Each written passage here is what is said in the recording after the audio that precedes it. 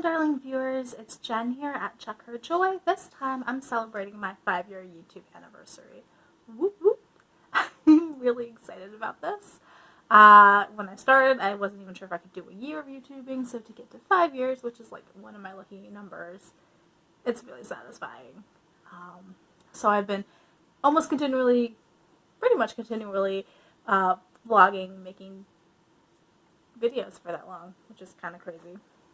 This is definitely a more book review centered channel than I thought it was going to be, and I guess we'll get into that when I go over my goals later. First off, I'd like to just go over life updates because a lot of things happened in 2019. So, first off, the really sad one is that my cat of 20 years died, which is, really sad. He was really old. He'd gone blind and just didn't make it beyond that, but also cats only live to be about 15 to 17 years if they're indoor cats, so making it to 20 was also super impressive. I am not allowed to get another cat, apparently, according to my siblings/roommates. Technically, we weren't supposed to have a cat in this house in the first place, but because he was so old, the landlord let it slide, so we're not allowed to get another cat till we move. Also, my sister moved in with us, so I lost my library. I gave it up. We had a spare room. She moved in. I no longer have a library. My books are scattered all throughout the house in a bookcase here, a bookcase there kind of situation. It makes things a little crazy. I think I know what's on every bookcase, but also like they're so spread out, and some of them aren't easy to get to, so it's not quite satisfying. So I am mourning that I lost my library. It's very, very sad. Good news is that I got a second job working in another library system. So I was already working as a circulation assistant in one library system. Now I have a second part-time job working as a page in a different library system. So I get to shelf books for half my time and help customers with their accounts the other half of the time. And it's working out pretty well so far. It's also only been about a month of me working that job, but I'm also excited that and it's also only been a month of me working that job, so we'll see how everything shakes out. I think it's going to be great, because being surrounded by books in and of itself has a calming influence on me, so I really enjoy being in the stacks, and my job is keeping the books in order. The downside is that it is also part-time. It's not even a whole 20 hours a week, and it pays minimum wage, which is not great. But I don't have to work in fast food anymore and deal with crazy customers, which I am excited about. I really hated fast food customers. The most recent one was working at a Subway, and one lady told me to put one more onion in her sandwich 3 times. I almost threw onions in her face. I'm like, do you not know how to count? 1 is a number. It means 1. If you add 3 more onions, it's not 1. Especially on a 6-inch. That's the normal amount of onions. People make me so mad. So I'm glad I don't have to deal with food anymore. Along with my sister moving in, she also brought her dog, which is an adorable English setter. He's super cute, but also super scared of everything, and he's still not certain about me and my brother, even though we were living with her at home when she got him, and now have been living with him for several months now. It's not even like they moved out of town. He hasn't seen us in years. He has seen us pretty consistently, even when we weren't living together, so he's just a nervous dog. Adorable, but skittish. Alright, so there are my life updates and what's been going on the last year. Pretty well summed up. I don't like to talk about my life in general much on YouTube. I like to talk about books, not me. Talking about me is awkward. If you guys hear the rumbling in the background, it is trash day, which is also why I'm filming in my bedroom rather than the living room with my bookcase, which is normally the window that faces the street is directly behind me. That didn't seem like a good idea on trash day. Okay, looking back at my goals from the last 2 years have been the same goals, and seeing if I need to change anything for 2020. So my first goal is always to keep up on my backlog of videos, because I perpetually have stuff just sitting on my computer that I don't edit. As of right now, and this sounds exactly similar to last year's answer, I have caught up on the videos that I filmed in 2019. Those are all uploaded, so that's good.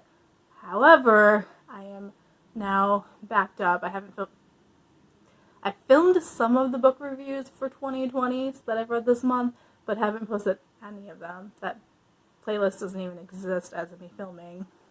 So that's the thing I need to work on, and I still have like half the books I read this month, which was only 7, that I need to review still today.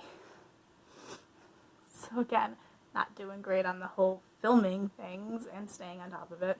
And I also fell behind in book hauls. It's the exact same problem I had last year. I was watching the video last night from last year's anniversary, and I'm like, oh god, these are the same answers. I am so bad at keeping up on things. So yeah, I have more book hauls to film. So that kind of ties into my 4th goal from last year, which was varying my video types. So I need to do more tag videos still, and more top 10 lists still. Basically, I've just been posting book reviews because I read so many books.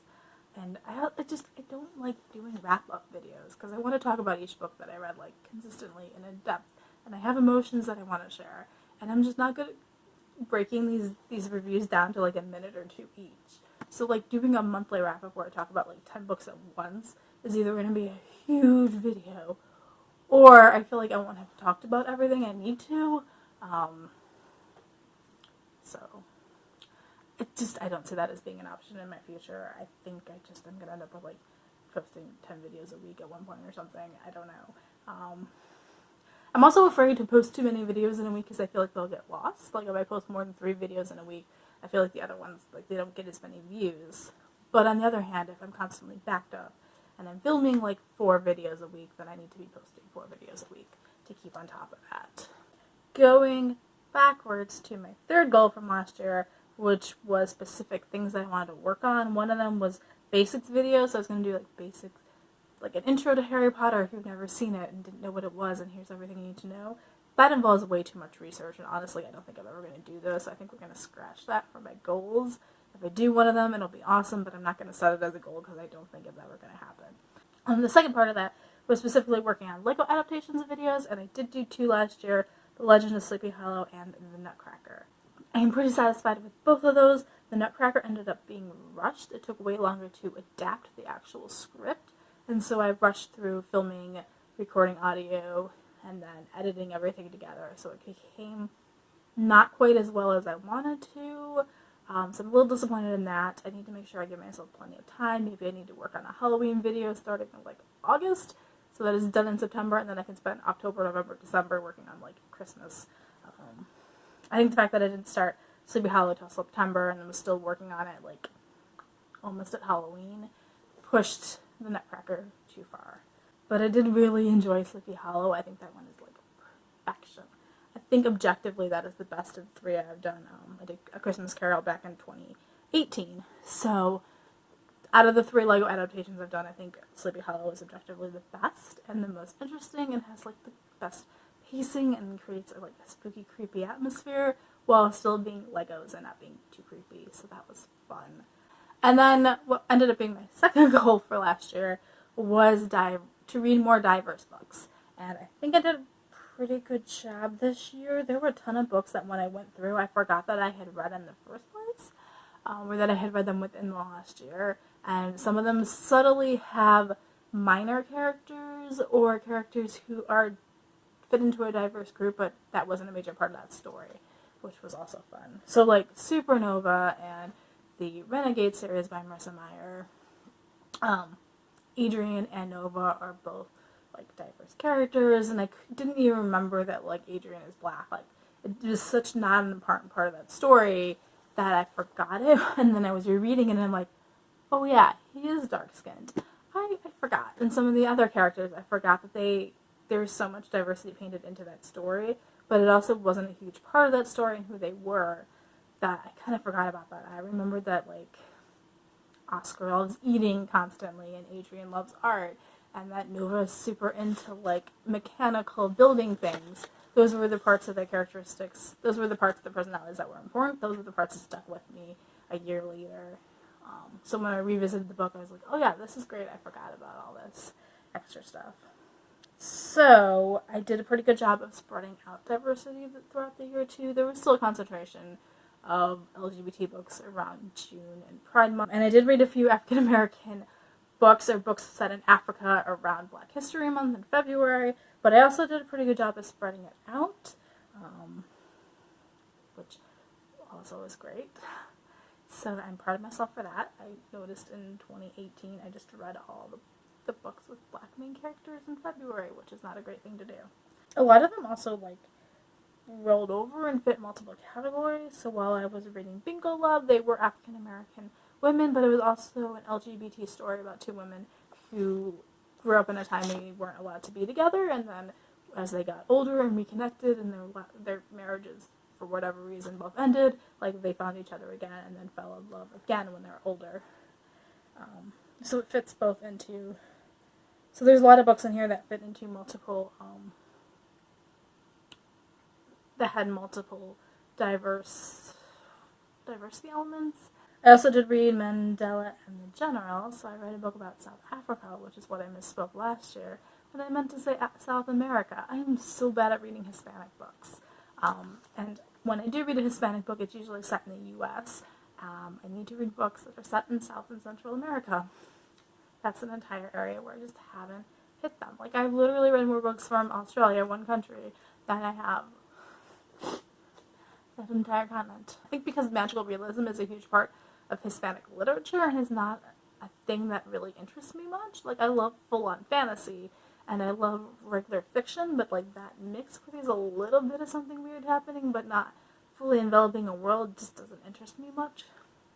But I am also sure that there are other Hispanic novels that don't have magical realism and that I'm just not noticing. And that I don't know. Please tell me if you know any of these, because I need them. I already did my top 10 books of 2019 that I read last year, so I kind of just don't want to go over what I read again, because I've already done that, and those reviews are there. Okay, actual stats over the last year on this channel. I went from 150 subscribers in 2018, made it to 236 last year, and right now I'm at 329 subscribers, which is awesome. I gained 93 subscribers in last year, according to YouTube, so yay. Thank you guys. I love you all. Please subscribe if you aren't already. Tell your friends also about this channel if you love it, or you see a video that you think they might enjoy or a book they might enjoy. Tell them to watch my video, so I can boost my numbers. And just YouTube's algorithms are so frustrating, because if you're not already doing well, then it rates you so far, and you're never gonna catch up unless you have something that goes viral, which I'm not thinking I'm gonna have unless it's one of the Lego videos. I'm not expecting this channel to go viral, but also it feels weird when I'm filming and I'm looking at the stats and I'm like, oh yeah, 20 people watched that video. Was this worth it? And I guess it comes down to whether or not I'm actually filming for other people or because I enjoy talking to a camera, which I do, obviously, or I would have given up by now. It's a weird mix where I feel like I gained subscribers, I have engagement, I'm enjoying what I'm doing, but whenever I look at the stats, it doesn't feel great. I try to avoid analytics at this point. I only look at it once a year because it's kind of depressing. As far as watch time, I apparently had 775.9 hours of watch time for 2018, and then in 2019 I had 867.2 hours of watch time. So again, a slight gain. Book counts for last year, I have 79 books according to YouTube that I read, so brand new books that weren't rereads and grouping all of one graphic novel series together. So I've read Harrow County, and that was 8 graphic novels, but as far as YouTube, I condensed it down to one video. Whereas on Goodreads, it counted as 8 individual books, so that's why my Goodreads total was at 135 for last year, which is pretty consistent. I usually read about 100 books, either give or take, so that leveled out. I also read a lot more individual comics last year and counted them because I was buying the My Little Pony comics, individual issues. And so since I was adding them to my own page, I was reviewing individual comics and rating individual comics instead of here's a volume of 5. So that also boosted the Goodreads number more. Oh yeah, other life update is that the comic book shop near me closed. So I don't have a comic book shop anymore. The other comic book shops that are like really good are on the west side of Cleveland in the opposite direction, and since I don't drive, that's like a really far trek. Also, it's now January in Cleveland, and even though it's been a pretty mild winter, it's also been raining a lot. Even though it's not that cold, it's also just like raining, which is even more miserable, I think, than snow. Um, I would like it to be 30 degrees and snowing more than 35 and raining, please. Okay, my 5th goal for last year was to finish writing a novel. That clearly didn't happen. I'm not even like, I don't even think I worked on writing a novel. I did, however, work on adapting the Lego videos, and particularly the Nutcracker was a lot more of my own going through and like taking lines from the book and like actually structuring it in a way that was more me than the original. So that was like a step in me actually writing. I also think it's good for me to like break down a piece of literature in that way and really get into what makes this work, what characters are important, what scenes are important, what lines are important when I'm dealing with a much larger piece like that. And thinking about how I wanted to adapt and how I wanted to sound, so that really had me thinking about the mechanics of writing and the technical aspect of it in a way that I haven't in the past. I kind of just took for granted even when I'm reviewing stuff. So I think that was helpful, but no, I didn't actually do any significant writing of my own. So that's the thing I need to work on. So my 6th goal for last year was to make more art, and I think I just ended up doing more like hands-on stuff, so a lot more coloring. I've also taken up doing that to dots most recently, which kind of engages that part of my brain without having to do too much original thought. I also like kind of the rhythm of it. Trying to find the next dot is it's like a puzzle, but also kind of artistic, which I love. I haven't really been on a whole lot of painting. I did check out a book at the library, an ebook about painting, but then I was thinking about how am I going to follow these instructions on how to paint while I'm painting and I don't want to get paint on my tablet. Logistics, as always, is what bogs me down. I'm inherently lazy. The one thing I am most proud of this year, though, is that I made a Marauder's map skirt. It falls just below my knees, which is like the perfect length for me. It flares out a little bit, which I like, and it has pockets. That's the other thing I'm really proud of. Also, I hand-stitched it myself over the course of 3 days. It was 3 days I was completely off, to be fair. All I did for 3 days was watch the Harry Potter movies and sew. But that is like my big accomplishment. I'm sure I can probably put a picture of me actually wearing it. I know I have one from the Harry Potter festival I went to in July. So my art spread out a bit more, but I don't know that it feels like I did a ton of art. I need to remember to just like do art daily as like a therapeutic thing that de-stresses me and calms me down. Okay, my 7th goal was to grow my channel and get remonetized. I'm honestly just giving up on remonetization. I don't think it's going to happen. Also, YouTube's like rules with COPPA, the Child Online Privacy and Protection Act, also were super frustrating, and like I'm so worried that my videos are going to get like made children's, which frustrates me because they're not even monetized. So like I'm not getting ad revenue for these. This is entirely on YouTube.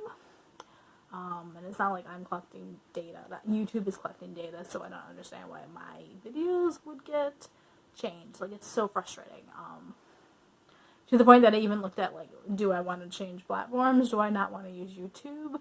But when I was looking at other stuff, the best ones that were going to work for me also didn't have large book communities, so there wasn't going to be an audience already there. I would have to bring an audience with me, which I didn't think was going to work well. So I'm here on YouTube still, and we're going to see how my videos shake out, especially the Lego ones and the children's books. I feel like my Little Pony comic reviews are probably at some point going to get tagged as for children, even though I'm reviewing them for adults and teens, just because YouTube is stupid. I'm sorry, but like I love talking to you guys, and I love this method of engagement, but like actual YouTube decision makers at the top level don't spend enough time actually doing content creation. I don't think that they really know what's going on in the actual community, and it's frustrating. and they only look at like their top like earners rather than what impact that has on small YouTubers. And if it gets too hard to start YouTube channels, then people aren't going to start YouTube channels here, and they're not going to get new content. And so I feel like people would also leave the platform for that. So I feel like YouTube's a mess right now. And a lot of it is corporate's decision making. Go guys. But for now, I have successfully completed 5 years here on YouTube. We'll see if I'm here for another year. Will I make it to year number 6? Oh, the suspense. My plan is to stay here for now. We'll see. But if my videos get taken down or get changed to for children when they're not, I'm going to be pissed, and those things might change. Thanks for listening to my ramblings, guys. I'm super excited that I made it to 5 years. Thanks for you all for being here every step of the way. Yeah, so peace out. I love you guys, and keep reading. Bye.